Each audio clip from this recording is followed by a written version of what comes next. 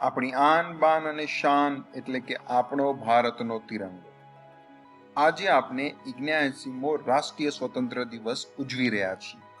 તો આ નિમિત્તે હું તમારી સાથે ભારતના તિરંગાના ઇતિહાસ વિશે થોડી વાતો કરવા માંગુ છું. ભારતનો રાષ્ટ્રીય ધ્વજ તિરંગાનો ઇતિહાસ 1857 થી લઈને 1947 સુધી ટોટલ 6 વખત ભારતના રાષ્ટ્રધ્વજને પરિવર્તિત કરવામાં આવ્યો. 1857માં આ પ્રકારનો રાષ્ટ્રધ્વજ હતો. 1906 ની અંદર એને 3 કલરની અંદર કરવામાં આવ્યો, જેમાં ગ્રીન એટલે કે લીલો, પીળો અને લાલ કલર, અને એની અંદર વચ્ચેના ભાગે વંદે માતરમ લખેલું હતું. 1907માં ફરી એ કલરમાં થોડા પરિવર્તન કરીને કેસરી, પીળો અને લીલો કલર અને વંદે માતરમ વચ્ચે મધ્યમાં લખેલું. 1917માં ફરી આ ધ્વજને ચેન્જ કરવામાં આવ્યો અને એક તરફ ઇંગ્લેન્ડનો ધ્વજ અને વચ્ચે 7 સ્ટાર અને ઉપર એક ચંદ્રનું નિશાન હતું અને વચ્ચે આવા લીલા અને લાલ પટ્ટાથી એ ધ્વજ દોરેલો.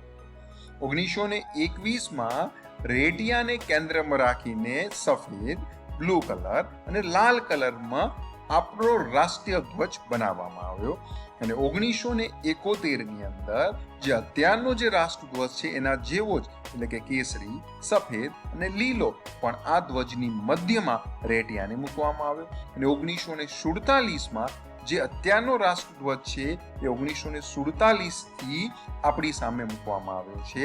એમાં કેસરી, સફેદ અને લીલો કલર, વચ્ચે અશોક ચક્ર જે બ્લુ કલરનું હોય છે અને વચ્ચે એમાં કેટલાક આરાઓ મૂકેલા હોય છે. ભારતનો તિરંગો કેવી રીતે બન્યો? ભારતનો તિરંગો બનાવવા માટે 5 વર્ષ સુધી દુનિયાના ઝંડાઓનો સ્ટડી કરી 30 થી વધુ ડિઝાઇન તૈયાર કરી. જાણીએ એ તિરંગો બનાવનાર વ્યક્તિ કોણ છે. નામ છે પિંગલી વેંકૈયા. પિંગલી વેંકૈયા એક એવી વ્યક્તિ જેમણે માત્ર ભારતીય તિરંગો બનાવ્યો જ નહીં, પણ તેને રાષ્ટ્રધ્વજનો દરજ્જો મેળવવા માટે લાંબી લડાઈ પણ લડી. અનેક ભાષાઓ અને ખેતીમાં સારું જ્ઞાન ધરાવતા પિંગલી વેંકૈયાએ પોતાના જીવનનો મોટા ભાગનો સમય દેશ સેવામાં જ વિતાવ્યો. મદ્રાસથી હાઈસ્કૂલ પાસ કર્યા પછી તેઓ ગ્રેજ્યુએશનના અભ્યાસ માટે કેમ્બ્રિજ યુનિવર્સિટી ગયા. ત્યાંથી પાછા ફર્યા બાદ તેમણે એક રેલવે ગાર્ડ તરીકે કામ કર્યું. આ પછી તેઓ લખનૌમાં એક સરકારી કર્મચારી રહ્યા અને પછી એંગ્લો વૈદિક મહાવિદ્યાલયમાં ઉર્દુ અને જાપાની ભાષાનો અભ્યાસ કરવા માટે લાહોર ગયા. આ રીતે તેમણે અનેક વિષયોનું જ્ઞાન પ્રાપ્ત કર્યું અને તેમણે જીઓલોજી અને કૃષિ ક્ષેત્ર પ્રત્યે વિશેષ લગાવ હતો. 19 વર્ષની ઉંમરે પિંગલી બ્રિટિશ આર્મીમાં સેનાના નાયક બન્યા હતા.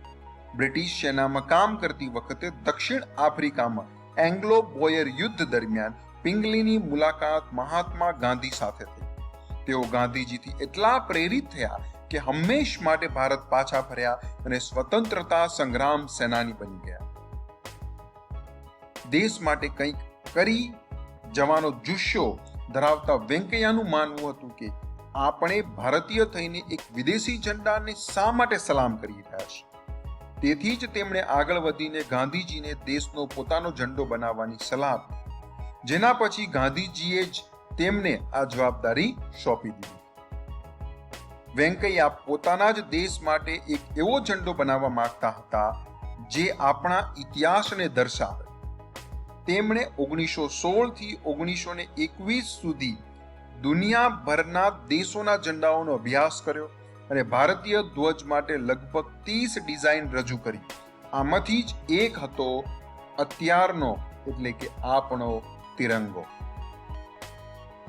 વિજયવાડામાં કોંગ્રેસની મીટિંગમાં મહાત્મા ગાંધીની મંજૂરી મળ્યા પછી 1931માં તિરંગાને અપનાવવાનો પ્રસ્તાવ પસાર કરવામાં આવ્યો અને આમાં કેટલાક સુધારા કરવામાં આવ્યા અને લાલ રંગ હટાવીને ઝંડામાં કેસરી રંગ ઉમેરવામાં આવ્યો.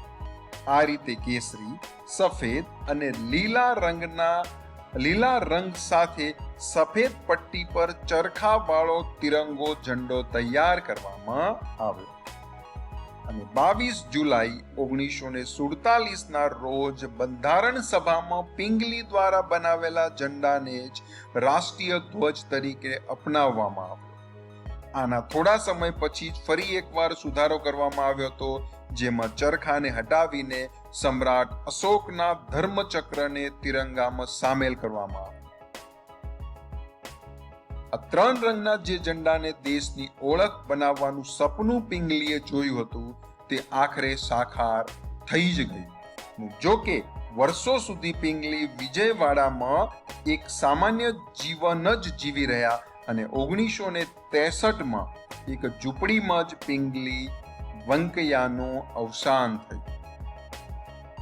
તો હવે જ્યારે પણ તમે તમારો તિરંગાને જુઓ તો પિંગલી વેંકૈયાને યાદ કરવાનું ભૂલશો નહીં. અને આ જે છે એ પિંગલી વેંકૈયાનો ઓરિજિનલ ફોટોગ્રાફ છે અને જે તેમને ધ્વજ બનાવ્યો હતો સૌથી પહેલા એ રેટિયા વાળો એ ધ્વજ છે. Happy independence day. જય હિન્દ. ભારત માતા કી જય.